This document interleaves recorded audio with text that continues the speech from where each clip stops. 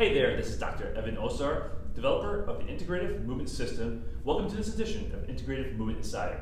This past weekend we met with our Team 9 of the Integrative Movement Specialist certification. In that module we discussed the shoulder upper extremity and how it relates to neck health, upper rib cage, and thoracic spine health, as well as of course shoulder and upper extremity health. One of the most common concepts that we see, or common mistakes we see with our clients as it relates to upper body exercise, is what they're doing when they start to grab things and either pull them in and or try to push them away. The thing we see most commonly, most frequently, is that anterior tilted shoulder position, and that position then feeds into the rowing or the pulling type patterns our clients are doing. So they're basically pulling themselves into that downward rotated and anterior tilted position. So that creates what we call the forward shoulder position. It's really this anterior tilt and downward rotation of the shoulder. That will also feed up into the neck. So it's really a common cause of chronic trigger points here in the neck and chronic tension in the neck. Now, one of our go-to patterns for improving that alignment and control issue is that modified wall plank. So where we really teach our clients to be long through the spine and really spread the shoulder out and put the shoulder back where it belongs, so it's not being overly compressed into the spine and or into the neck. One of our other go-to corrective exercise patterns is a quadruped sitbacks. It's a really great pattern because you can do it anywhere. It doesn't require any equipment. We usually have our clients at home use a chair. I'm going to use a stack of benches here.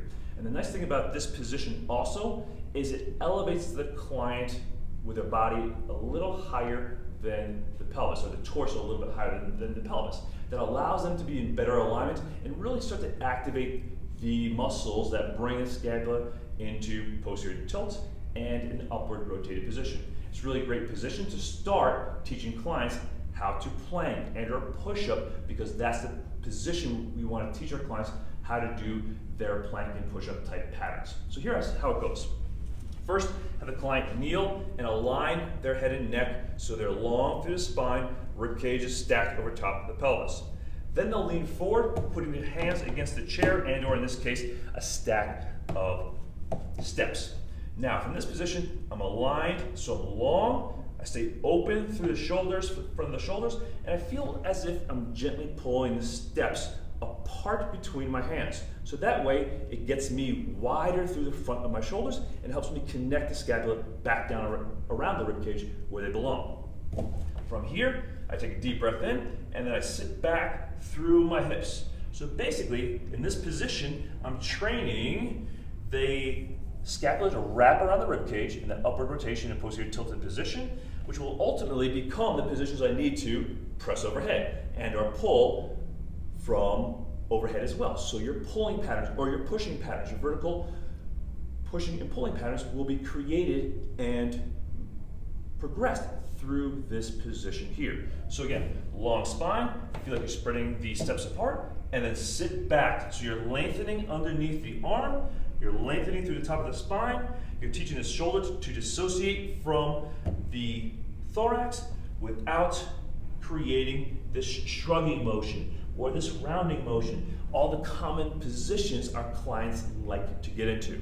It will also keep clients from overextending as they go back, because a lot of our clients will create neck and upper thoracic issues because they're overly extending, lifting the chest up and squeezing down and back as they go into their patterns. So it's a really great corrective exercise position to help retrain optimal alignment of the head and neck, as well as the thorax, as well as place the scapula on the ribcage and control the scapula on the ribcage where they belong. So again, long spine, stack the thorax.